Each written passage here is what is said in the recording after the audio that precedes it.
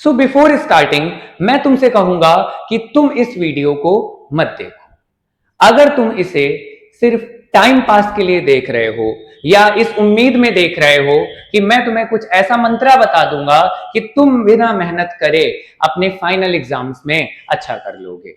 हाँ, अगर तुम अपने हाफ ईयरली एग्जाम्स के बाद अपनी पढ़ाई को लेकर कंसर्न हो, ठीक है, तुम्हें तुम्हारे फाइनल एग्जाम या बोर्ड के लिए स्ट्रेस है कि तुम्हें उसमें कैसे अच्छा करना है और तुम कैसे अच्छा करोगे, तो इस पार्ट में मैं तुम्हारी सारी प्रॉब्लम का सॉल्यूशन देने वाला हूं, वो भी एक बहुत ही प्रैक्टिकल अप्रोच के साथ।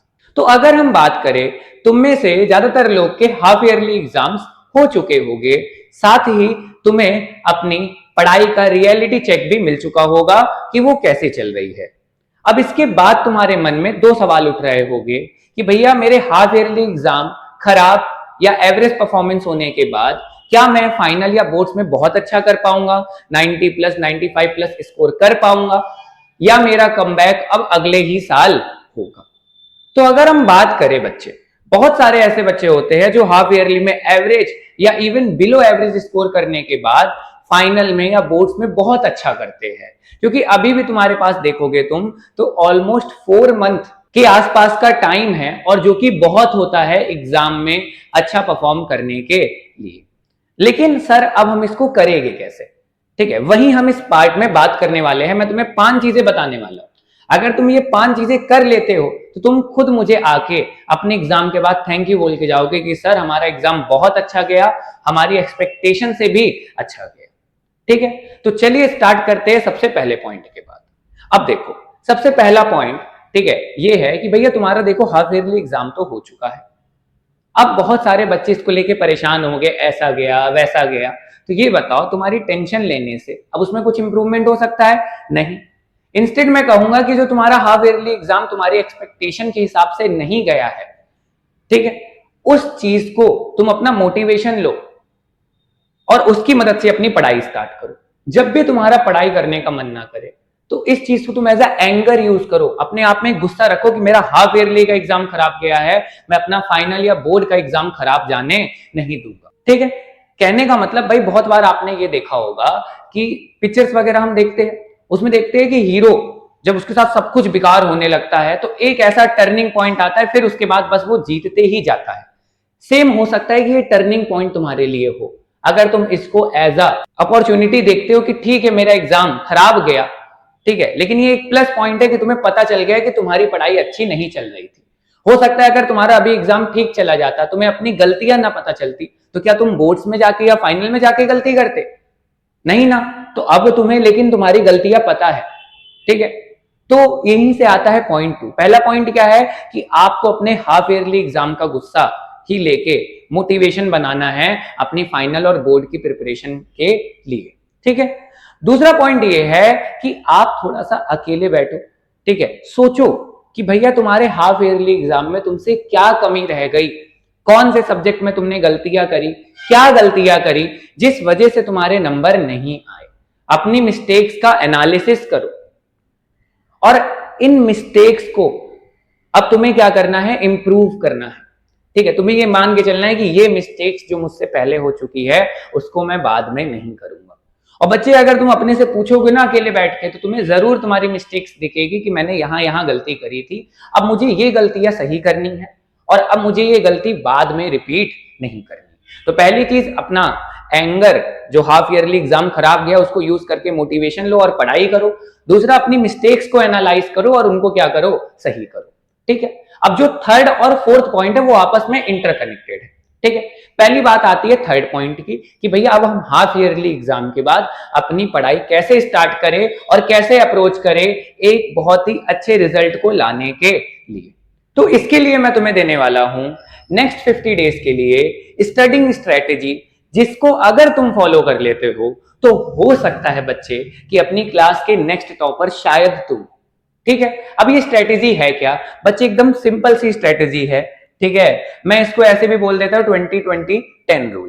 ठीक है, अब देखिए ये क्या है, समझिए। नेक्स्ट 50 दिन है आपके पास, आप नेक्स्ट 50 दिन में क्या करिए, पहले 20 डेज में बच्चे अपने बेसिक्स कवर करिए, अपने कॉन्सेप्ट्स कवर करिए। ठीक है, मतलब आपका जो भी सिलेबस है उस सिलेबस को पढ़ना स्टार्ट करिए। ठीक है, और 20 दिन में आप अच्छा खासा सिलेबस अपना कवर कर सकते हो। ठीक है, अगर आप रेगुलर स्टडी करते हो, एक प्रॉपर प्लानिंग के साथ स्टडी करते हो, तो पहले 20 डेज में आप क्या कवर करो, अपना सिलेबस। ठीक है, अब क्योंकि 20 दिन में आप अच्छा खासा पढ़ लोगे, तो अगले 20 दिन में आपको क्या करना है, जो चीजें आपने 20 दिन में पढ़ी है उसे रिवाइज करना है, प्लस अब आपको क्वेश्चंस की करनी है प्रैक्टिस। बच्चे, जब हम क्वेश्चन की प्रैक्टिस करते हैं ना, तो हमारी पढ़ाई और एग्जाम की प्रैक्टिस दोनों एक साथ चलती है, क्योंकि एक्चुअली जब आप क्वेश्चन की प्रैक्टिस कर रहे हो तो आप उस चैप्टर को पढ़ ही तो रहे हो इनडायरेक्टली। ठीक है, तो अब आपको क्वेश्चंस की क्या करनी है, प्रैक्टिस करनी है। इसके बाद आपको यह पता चलेगा कि कुछ टॉपिक आपके अभी भी अच्छे से तैयार नहीं है और उन टॉपिक को आपको फिर से क्या करना है, रिवाइज। तो नेक्स्ट 20 डेज में आपको ये सारी चीजें करनी है और बचे कुछ टॉपिक्स को कवर करना है। अब लास्ट 10 डेज में बच्चे आपको क्या करना है, आपको अपने जो भी क्लास में आप 9, 10, 11, 12, ठीक है, आपको अपने एग्जाम से रिलेटेड प्रीवियस ईयर क्वेश्चंस, जो आपको देखिए इंटरनेट पे बहुत सारे पेपर्स आपको मिल जाएंगे, यूट्यूब में बहुत सारा कंटेंट अवेलेबल है, ऑफलाइन हो सकता है आप कहीं कोचिंग जाते हैं वहां पे आपको ये सारी चीजें मिल जाएगी। ठीक है, तो आपको अब अपने एग्जाम से रिलेटेड प्रीवियस ईयर क्वेश्चंस लगाने हैं और ऐसे क्वेश्चंस, ठीक है, जो एग्जाम में बार बार रिपीट होते हैं उनको कवर अप करना है। ठीक है, अब जब आप उनको करेंगे तो उस समय आपको होगा, ये समझ आएगा कि कितनी आपकी प्रिपरेशन है और कितनी प्रिपरेशन नहीं है। अगर आपका कोई टॉपिक उस समय दिक्कत हो रही है तो आप उसको दोबारा कवर कर लीजिए। तो अगर आप ऐसे नेक्स्ट 50 डेज करते हैं, आपको अपने आप में बहुत बड़ा इंप्रूवमेंट देखने को मिलेगा। ठीक है, लेकिन जब आप इस 50 डेज में पढ़ेंगे तो यहीं से आता है हमारा फोर्थ पॉइंट, कि हो सकता है कि आपके लिए 50 डेज को पूरा करने में दिक्कत हो। फोर्थ पॉइंट ये है बच्चे, ठीक है, कि बहुत बार जैसे अभी मैं आपको समझा रहा हूं, आपको मोटिवेशन आ गया, आपने क्या किया, आज गए आपने 10 घंटे पढ़ लिया, लेकिन उसके बाद 4 दिन पढ़वे नहीं करे बिल्कुल एकदम। तो बच्चे एक चीज समझो, आप एक दिन ज्यादा पढ़ो, उससे अच्छा है कि आप थोड़ा थोड़ा पढ़ो लेकिन रेगुलर पढ़ो। तो आपको पढ़ाई रेगुलर करनी है, प्लस जब आप पढ़ने बैठते हो तो आपको छोटे टारगेट सिलेक्ट करने हैं। अब अभी तक आप बिल्कुल पढ़ाई नहीं कर रहे थे, पढ़ने बैठे आपने टारगेट रख लिया कि भैया आज मैं बैठूंगा और सारे चैप्टर कंप्लीट कर डालूंगा। अब 10 मिनट बाद आपका दिमाग खुलेगा, भैया ये तो अभी पॉसिबल नहीं है। तो ऐसा करते हैं कि हटाओ इसको, मोबाइल चला लेते हैं, गेम खेल लेते हैं। लेकिन अगर आप छोटा टारगेट रखोगे कि अभी मैं बैठ रहा हूं, मुझे एक टॉपिक कंप्लीट करना है, वो टारगेट भी पूरा होगा, आपको भी अच्छा लगेगा कि आपने अपना टारगेट पूरा किया है। तो कहने का मतलब थर्ड पॉइंट क्या है कि नेक्स्ट 50 डेज में आपको ये 20/20/10 रूल फॉलो करना है। पहले बेसिक कवर करिए, फिर रिवीजन करिए और प्रैक्टिस करिए, लास्ट में प्रीवियस ईयर क्वेश्चन लगाइए। ठीक है, और नेक्स्ट पॉइंट ये है कि आपको टारगेट सेट करने हैं, लेकिन छोटे टारगेट सेट करिए। ठीक है, और उनको पूरा करिए, फिर नेक्स्ट टारगेट सेट करिए।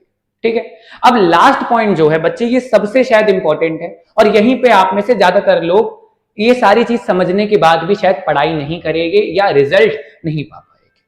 बच्चे, सबसे बड़ी गलती आप लोग में ये है ना कि आप लोग सिर्फ देखो, आपके आसपास अब बहुत सारा कंटेंट अवेलेबल है, तो आप लोग सिर्फ सुनते ही सुनते हो, सिर्फ सारी चीज को सुनते हो कि भैया ऐसे करना है, ऐसे करना है, करते नहीं हो। अभी आप में से बहुत सारे लोग, आपने ये वाला पार्ट देखा, मैंने सारी चीजें बता दी। भाई मान लीजिए कि आपको ये भी चाहिए कि सर हमें हमारे लिए, ठीक है, पर्टिकुलर बताइए क्लास 9th के लिए कैसे प्रिपरेशन करें, 10th के लिए, 11th के लिए, 12th के लिए, आप नीचे कमेंट करो, मैं आपको वो भी वीडियो बना के दे दूंगा। ठीक है, लेकिन अब आप क्या करोगे, आप जाओगे अलग अलग 10-15 चैनल पे और यही वीडियोस देखते रहोगे अगले 5-6 दिन के लिए। ठीक है, और जो आपका मोटिवेशन आया वो सारा आप वेस्ट कर दोगे बस वीडियोस देखने में, पढ़ाई बिल्कुल नहीं करोगे। तो बच्चे, सबसे मेन इंपॉर्टेंट चीज है कि आपको समझ आ गया कि हमें ये करना है, तो एक्शन लेना स्टार्ट करो। आप सोचते हो कि हमें एकदम परफेक्ट प्लान मिल जाए, लेकिन आपको प्लान फॉलो नहीं करना, तो ना आपको कभी परफेक्ट प्लान मिलेगा, ना आप फॉलो करोगे और ना कभी आप एग्जाम में अच्छा कर पाओगे। आपको सिंपल सी बातें मैंने समझाई, अब उसको फॉलो करिए, उससे रिजल्ट लीजिए, फिर आगे नेक्स्ट प्लानिंग करिए। तो कहने का मतलब क्या है कि जितनी बातें मैंने आपको समझाई है, आपको उसको फॉलो करना है। ठीक है, इसको फॉलो करिए। ठीक है, और जरूर मुझे बताइएगा कि इससे आपको कैसा रिजल्ट मिला। ठीक है, आपको अगर किसी पर्टिकुलर टॉपिक पे वीडियो चाहिए, आप कमेंट करिए। ठीक है, मैं कोशिश करूंगा कि उस पे भी क्या कहते हैं हमारी टीम से आपको वीडियो मिले। ठीक है, तो आज के लिए इतना ही। उम्मीद करता हूं कि आपको अब थोड़ा सा रिलीफ मिला होगा और आइडिया लगा होगा कि कैसे अब आपको अप्रोच करना है अपने फाइनल एग्जाम या बोर्ड के लिए। ठीक है, थैंक यू फॉर टुडे, मिलते हैं नेक्स्ट पार्ट में।